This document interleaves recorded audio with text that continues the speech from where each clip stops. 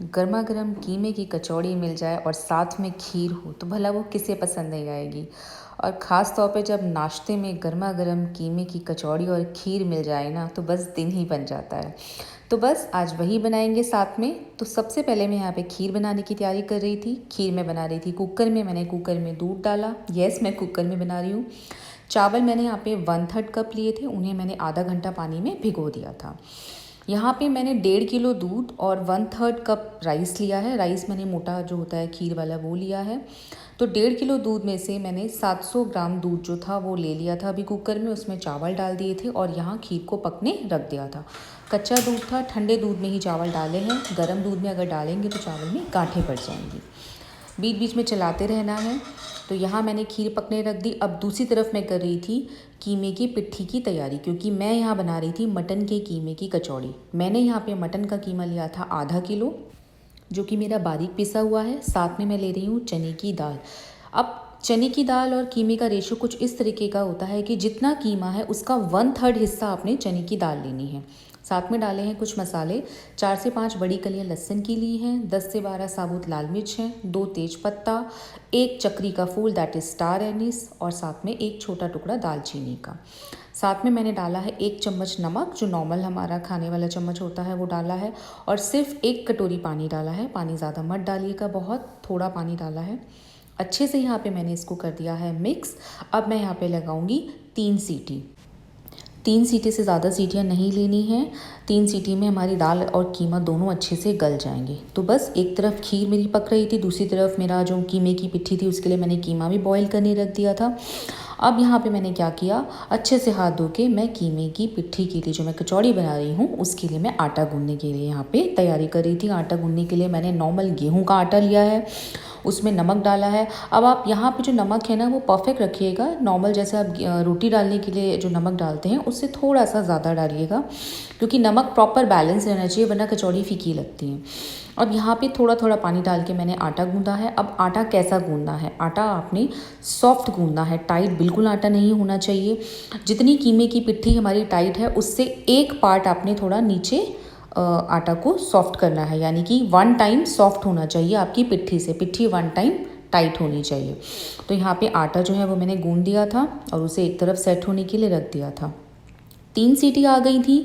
Cooker को मैंने अच्छे से हिलाया और गैस को कर दिया सिम गैस पे 5 मिनट के लिए मैंने अपने कीमे को छोड़ दिया था। साथ में अब मैं कर रही थी तैयारी जो मुझे कीमे की पिट्ठी में चीज़ें डालनी थी। ज़्यादा कुछ खास नहीं डालनी, सिर्फ हरी मिर्च और अदरक और धनिया, ये 3 चीज़ें डलेंगी जो चॉपिंग में हमने यहाँ पे डालनी है। तो मैंने हरी मिर्च और अदरक जो था वो मैंने चॉपर में डाल दिया था। हरी मिर्च मैंने 6 से 7 ली थी, क्योंकि ऑलरेडी जो मैंने उसमें साबुत लाल मिर्ची भी डाली थी बॉईल करने में, और वो मेरी अच्छी खासी तीखी हैं। तो ये तीखापन आप अपने हिसाब से सेट कर सकते हैं, आपको कितना तीखी पिट्ठी बनानी है। तो चॉपर में काम बहुत जल्दी हो जाता है और साथ में हाथों में मिर्ची भी नहीं लगती, और बहुत बारीक हमारी पिट्ठी के लायक मिर्ची और अदरक यहाँ पे चॉप हो जाती है। तो यहाँ पे मैंने दोनों चीज़ें अच्छे से चॉप कर ली थी। साथ में मैंने डाला था यहाँ पे हरा धनिया। अब भाई हरा धनिया जो था ना ये बड़ा ही स्पेशल रोल निभाता है पिट्ठी में, अच्छा खासा डलता है। और मैं यहाँ पे बहुत ध्यान से ले रही थी थोड़ा थोड़ा, क्योंकि भाई हमारे ऑस्ट्रेलिया में जो हरा धनिया है ना ये बड़ा महंगा आता है। इतना सा जो आप बंच देख रहे हैं ना ये मैं $4 का लेके आई हूँ, यानी कि अगर आप इंडियन करेंसी में देखें तो ये मुझे 200 से 250 के बीच में पड़ा था। तो भाई आज धनिए की असली कीमत मुझे पता चल रही थी। जो मैं इंडिया में हम आदत थी मेरी सब्जी के साथ फ्री लेने की, अच्छा खासा हम फ्री लेते थे, बट धनिया आज तूने हमें अपनी असली कीमत बता दी। तो कुल मिला के यहाँ पे मैंने धनिया डाला फिर भी अच्छा खासा। साथ में इसकी जो मैंने स्टेम्स थी, यानी कि जो धनिए की डंडियाँ थी, डंठल भी डाले थे मैंने, उससे बहुत अच्छा टेस्ट आता है पिट्ठी में। बारीक बारीक धनिए को काटा है। यहाँ पे मैंने धनिए को अच्छे से धो लिया था। धोने के बाद उसका पानी अच्छे से निचोड़ लिया और उसके बाद यहाँ पे काटा है। तो यहाँ पे ना पानी नहीं होना चाहिए, आपकी पिट्ठी जो है वो बिल्कुल ढीली नहीं होनी चाहिए। अगर पिट्ठी ढीली होगी ना तो हमारी जो कचौड़ियाँ हैं वो फट जाएंगी। तो यहाँ पे मैंने अच्छे से यहाँ पे धनिए को निचोड़ के फिर काटा था। तो यहाँ पे मेरा धनिया कट गया है। बीच बीच में भाई खीर का भी ध्यान रखना है, वरना खीर नीचे लग जाती है बहुत जल्दी, और लगी हुई खीर बिल्कुल अच्छी नहीं लगती। अब 5 मिनट हो गए थे, मैंने सिम गैस पे कीमे को छोड़ा हुआ था। उसके बाद मैंने इसकी विसल निकाल दी थी। साथ में मैं डाल रही थी खीर में 2 सफ़ेद इलायची। इलायची को बस मैंने अपने हाथ से ही ऐसे तोड़ के मैंने डाल दिया था। चावल को बीच बीच में चला रही थी। तब तक चावल को पकाना है जब तक कि चावल जो है वो गाढ़े गाढ़े ना हो जाए और घुटने ना लगे। तो अब यहाँ देखिए ये जो कीमा है मेरा, अच्छा खासी दाल जो है और कीमा दोनों बॉयल हो गए हैं। दाल भी आप देख सकते हैं अच्छी खासी गल गई है और हल्का हल्का पानी है, तो घबराइएगा नहीं, पिट्ठी हमारी बिल्कुल पतली नहीं होएगी। अब हमने क्या करना है, यहाँ पे अब तेज़ आंच पे इसके पानी को सुखाना है। इससे क्या होगा, दाल भी सेट हो जाएगी, कीमा भी सेट हो जाएगा और पिट्ठी हमारी थोड़ी सी ड्राई हो जाएगी। तो अब इस स्टेज पे हमने गैस को कर देना है बंद। आप देख सकते हैं हमारी जो पिट्ठी है वो अच्छे से भुन गई है, तो गैस को बंद कर दिया है और एक मैंने इसको बड़े से बर्तन में अपनी परात में ट्रांसफ़र कर लिया है, और ताकि ये ठंडी हो जाए। इसको ठंडा होना ज़रूरी है। गरम पिट्ठी में हम कभी भी मसाले नहीं मिलाएंगे वरना पिट्ठी हमारी पतली हो जाती है और ऑफ कोर्स हाथ भी जल जाता है। तो अब मैंने यहाँ पे क्या किया, यहाँ पे पिट्ठी को मैंने अच्छे से फैला लिया ताकि वो ठंडी हो। साथ के साथ मैंने जो यहाँ पे खड़े मसाले डाले थे वो मैंने निकाल दिए हैं। जैसे कि मैंने लहसुन डाला था वो मैंने छिलके समेत डाला था, तो वो भी निकाल देना है, छिलका, तेज पत्ता। और जो हमने यहाँ पे काली वाली इलायची डाली थी, बड़ी वाली इलायची और अपना दालचीनी, तेज पत्ता, ये सारी चीज़ें निकाल लेनी है। साबुत लाल मिर्च जो है वो हमने इसी में छोड़नी है, वो इसी में मैश हो जाएगी। तो इसको मैंने 10 मिनट के लिए ठंडा होने के लिए छोड़ दिया था।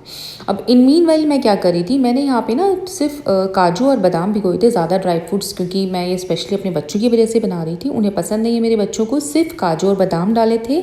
1 घंटे के लिए पानी में मैंने उनको भिगो दिया था, उससे बादाम का छिलका आसानी से निकल गया। फिर मैंने उनको लंबा लंबा काट लिया था।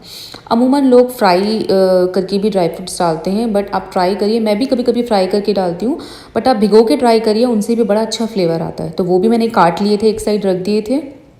अब यहाँ देखिए 10 मिनट हो गए हैं, पिट्ठी जो है वो मेरी अच्छी खासी ठंडी हो गई है। और जैसे जैसे हमारी ये पिट्ठी ठंडी होती है ना, ये वैसे वैसे थोड़ी थोड़ी टाइट होने लगती है।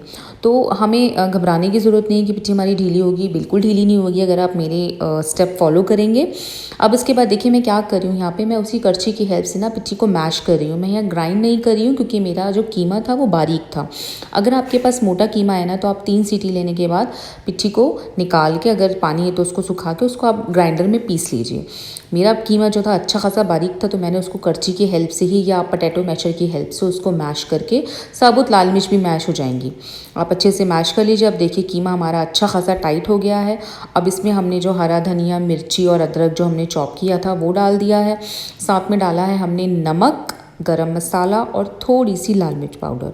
लाल मिर्च पाउडर बहुत हल्का रख रही हूँ क्योंकि ऑलरेडी हमने साबुत लाल मिर्च और हरी मिर्च डाली हैं, तो तीखा ज़्यादा नहीं होना चाहिए, बैलेंस होना चाहिए तीखा।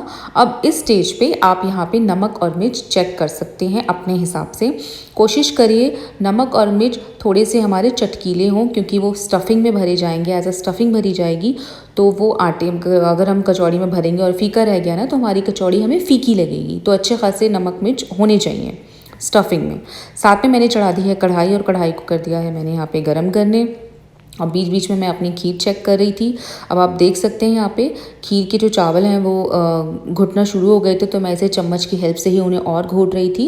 मैं यहाँ पे मिक्सी में पिसे हुए चावल नहीं यूज़ कर रही थी क्योंकि जो इस तरह से दूध में जो चावल धीमी धीमी आँच पे पकता है और घुटता है ना, उस खीर का बहुत अच्छा टेस्ट आता है।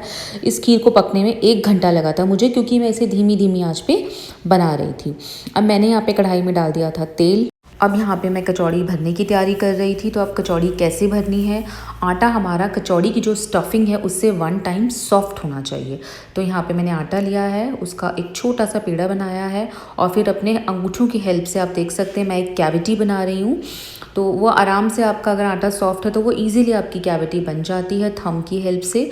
फिर मैंने अच्छी खासी क्वांटिटी में स्टफिंग ली है क्योंकि अगर स्टफिंग कम लेते ना तो वो आटा आटा सा मुंह में आता है, तो ऐसी कचौड़ी बिल्कुल अच्छी नहीं लगती है। जब कचौड़ी खाएं तो मुंह में प्रॉपर फिलिंग आनी चाहिए, तब लगती है वो कचौड़ी। तो अच्छी खासी स्टफिंग ली है।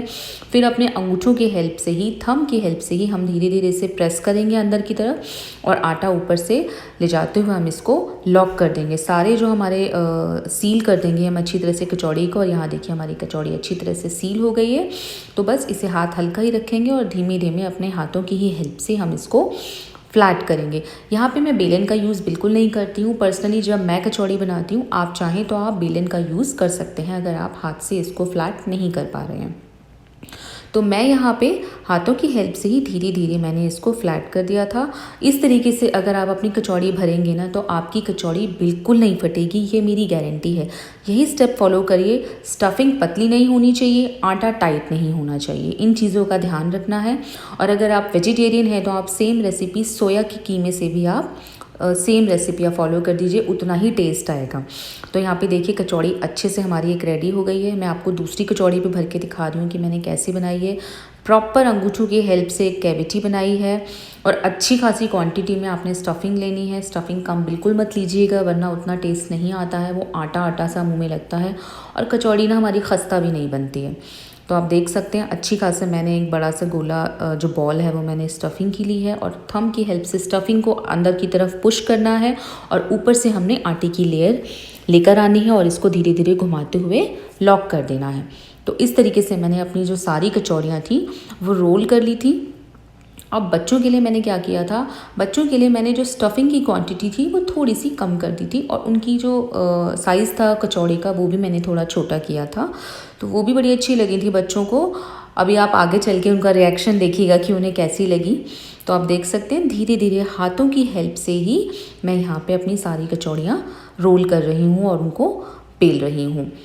तो यहाँ पे मेरी देखिए ये धीरे धीरे करके कचौड़ी मैं रेडी कर रही थी, साथ के साथ खीर भी चेक करनी थी। खीर में जो मेरे चावल थे आप देख सकते हैं ये भी मैंने अच्छी तरह से घोट दिए थे चम्मच की हेल्प से। अब मैंने यहाँ पे 1.5 किलो दूध लिया था, उसमें से 700 ml दूध मैंने पहले यूज़ किया था। अब बाकी का बचा हुआ दूध मैं यहाँ पे डाल रही हूँ और इसे मैं यहाँ पे अच्छे से कर रही हूँ मिक्स। साथ के साथ जो मैंने नट्स काटे थे यानी कि मेरे काजू और बादाम वो भी मैंने यहाँ पे डाल दिए थे और अच्छे से मिक्स कर दिया था। अब मैं जो खीर बनाती हूँ ना मैं उसमें चीनी नहीं डालती हूँ, मैं इसमें यहाँ पे डालती हूँ कंडेंस मिल्क। कंडेंस मिल्क से ना बड़ा ही अच्छा फ्लेवर आता है खीर में, आप ट्राई करिएगा। कंडेंस मिल्क से खीर बहुत टेस्टी बनती है। तो 1.5 किलो दूध में मेरा एक डब्बा यानी कि 400 ग्राम कंडेंस मिल्क का यूज़ हुआ था और इस अंदाजे से खीर जो थी वो मेरी हल्के मीठे की बनी थी। अब यहाँ पे देखिए तेल गरम हो गया है, मैंने कचौड़ी डालना स्टार्ट कर दी है। कचौड़ी डालते ही में जो तेल का टेम्परेचर है वो अच्छा खासा गर्म होना चाहिए, बहुत तेज़ ना हो बट गर्म होना चाहिए। अगर गर्म नहीं होगा ठंडे तेल में आप डालेंगे तो कचौड़ी फूलेगी नहीं। तो धीरे धीरे जैसे ही कचौड़ी डाली अपनी करछी कचौड़ी पे मारते रहनी है, धीरे धीरे हल्का हल्का सा उस पर तेल डालते रहना है और देखिए अच्छी खासी कचौड़ी हमारी फूल जाएगी। और आप देख सकते हैं हमारी कचौड़ी बिल्कुल भी नहीं फटी है। तो इसी तरीके से मैंने बाकी की कचौड़ियाँ भी यहाँ पे फ्राई कर ली थी।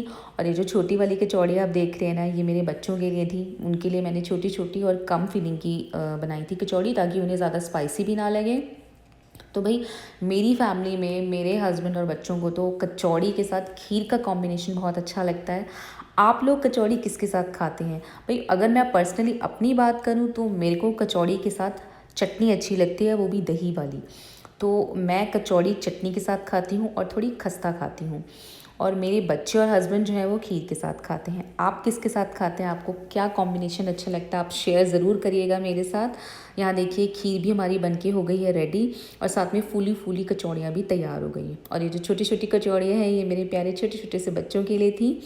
तो बस यहाँ पे मेरी कचौड़ियाँ भी तैयार हो गई थी, साथ में मेरी खीर भी रेडी हो गई थी। तो फटाफट से मैंने प्लेट लगा दी थी, सबसे पहले अपने हस्बैंड की लगाई। ये कचौड़ी और खीर मैं बना रही थी ब्रेकफास्ट में।